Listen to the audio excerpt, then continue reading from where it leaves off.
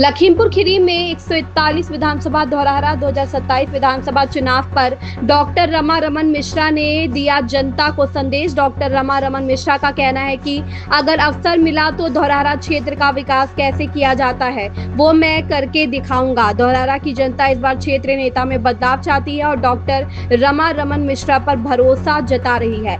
आज की खास रिपोर्ट प्रधान संपादक सत्य प्रकाश मिश्रा के साथ।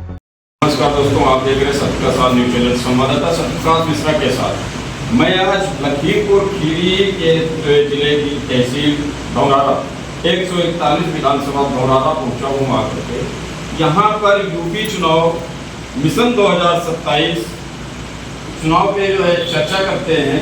यहाँ पर एक मीटिंग की का जो है आयोजन किया गया है।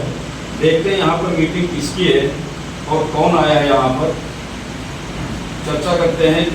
क्षेत्रीय जनता भी बैठी हुई है। नेताओं के वादे, जनता के इरादों पर चर्चा होगी कि क्या जनता के इरादे हैं इस बार और पिछली बार नेताओं के क्या जो है वादे रहे।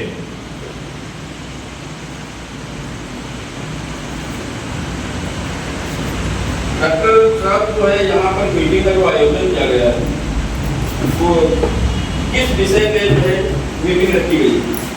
ये मैं जो है धौरहरा विधानसभा क्षेत्र से भारतीय जनता पार्टी की तरफ से उनको हम बता रहे हैं, सामने से बनाई है वीडियो के साथ पूरा परिचय देंगे और मीटिंग किस विषय पे रखी गई है ये भी हम आपसे बात करते हैं।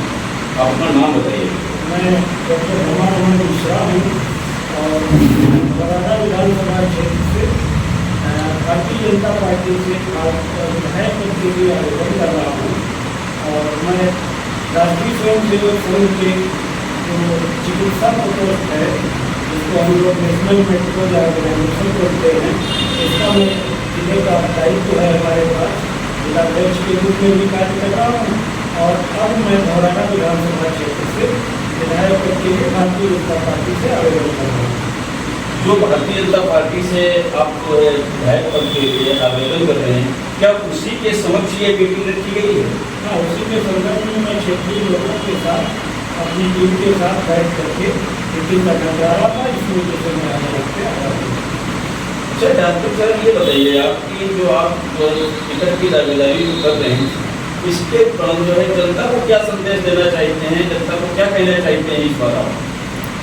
मेरा जनता से धौरहरा विधानसभा क्षेत्र की और खासकर बाकी पूरे उत्तर प्रदेश की समस्त जनता के साथ आग्रह मैं करना चाहूँगा कि आपके बीच में अगर लगातार वही नेता आ रहे हैं जो आपके मन से या आपके अनुसार कार्य नहीं कर रहे हैं, तो ऐसी स्थिति में जो अच्छे लोग अगर कोई प्रयास कर रहे हैं, पढ़े लिखे, जिनसे आपको अपेक्षा होती है सेवा करेंगे आपकी, ऐसे लोगों का अगर आगमन होगा तो आप लोगों को उनके लिए सहानुभूतिपूर्वक विचार करके एक बार उनको आगे बढ़ने के लिए अवसर देना चाहिए।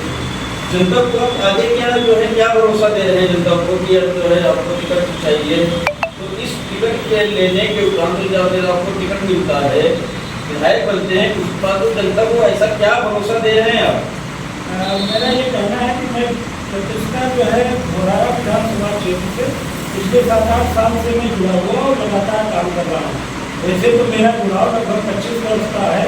धौरहरा क्षेत्र के लोग हमारे कुछ परिवार के भी हैं, कुछ सदस्य जैसे हो गए, तो वहाँ मेरा लगातार आना जाना, लोगों के समाज में उठना बैठना, जनसंपर्क, तो वहाँ की काफ़ी कुछ समस्याओं से मैं अवगत हुआ हूँ। लोगों ने मुझे बताया है।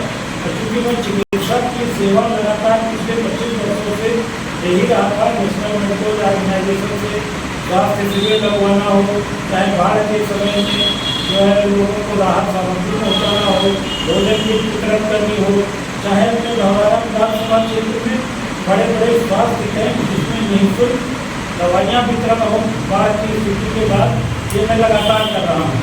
तो हमारे क्षेत्र में एक ऐसा कमी दिख रही थी कि यहाँ पे जो लगातार क्षेत्र सेवक या विधायक के रूप में आते हैं वो लोग वादे तो अपने बड़े बड़े करके चले जाते हैं, लेकिन मुझे लगता है वो पूरी तरह से सफल नहीं होते हैं या वो करना नहीं चाहते हैं। ऐसा जनता के मन में भाव देख करके और मेरे अंदर चूँकि सेवा की जो भावना है ऊपर की सदी से मेरे मन में आई है और मैं ये करना चाहता हूँ कि धौरहरा विधानसभा में, जिसे एक बहुत बड़ी समस्या है कि बाढ़ की समस्या है। लगभग प्रतिवर्ष वहाँ बाढ़ आती है, हजारों एकड़ जमीन, हजारों घर बाढ़ में कटान में चले जाते हैं। तो मैं इस बाढ़ की समस्या से हमेशा के लिए धौरहरा विधानसभा क्षेत्र को निजात दिलाने के लिए कोशिश करूँगा अपनी तरफ से। और मुझे पूर्ण विश्वास है कि यदि सरकार ने और जनता ने मेरा साथ दिया तो मैं अगले 5 वर्षों में ये समस्या जड़ से समाप्त कर सकूँगा। इसके साथ ही मैंने देखा है कि धौरहरा विधानसभा क्षेत्र में एकमात्र रोजगार का स्थान ऐरा चीनी मिल है। जो है जो भी आप भरोसा दे रहे हैं जनता को, जो भी आप जहाँ पर बैठे आज जो है वादे कर रहे हैं, तो ये वादे थोड़ा सोच समझ के करना, क्योंकि ये बातें आपसे आने वाले समय में पूछे भी जाएंगे कि आपने जो पीछे वादे किए थे उनमें आपने क्या किया है। बिल्कुल, मैं ये चाहता हूँ कि हर विधायक को इस परीक्षा के उससे गुजरना ही चाहिए। अगर हम कुछ कह रहे हैं और उसको हम पूरा नहीं कर पा रहे हैं तो ये मेरा अगर व्यक्तिगत फेलियर है तो मुझे रिजेक्ट किया जाना चाहिए। ऐसी मैं खुद ही अपनी तरफ से जो मैं अपने जीवन के मानक बनाता हूँ, ये कोशिश करके एक उच्चतम स्तर के मानक मैं करता हूँ। और अगर मैं वहाँ पे खरा नहीं उतर पा रहा हूँ, क्योंकि मैंने ये कहा है, तो धौरहरा को बाढ़ से मुक्त देने के लिए मेरे मन में पूरी योजना तैयार है। उसमें बहुत विशेष कार्य नहीं करना है, वो अगर सुगमता से किया जाए तो हमारे यशस्वी मुख्यमंत्री जी ने पिछले बाढ़ के सीजन में देखिए आपको एक नदी की ड्रेजिंग कराई थी, तो उसका असर ये हुआ था कटान पिछली बार बहुत कम हो पाया था।